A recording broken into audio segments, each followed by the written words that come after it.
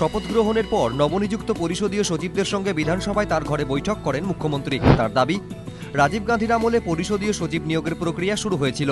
বর্তমানে পাঞ্জাব, অরুণাচল প্রদেশে পরিষদীয় সচিবের পদ রয়েছে। অরুণাচলে এই পদে রয়েছেন 20 জন।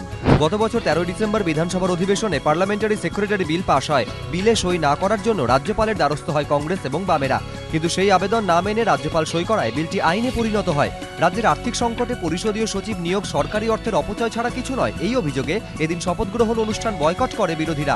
বিধানসভার মুখ্য সচেতক শোভনদেব চট্টোপাধ্যায় জানিয়েছেন, 13 জন পরিষদীয় সচিব বিধানসভার কোনো কমিটিতে থাকতে পারবেন না। ফলে বিধানসভার বিভিন্ন কমিটিতে বেশ কিছু নতুন মুখ আসবে। আশাবুল হোসেন, এবিপি আনন্দ, কলকাতা।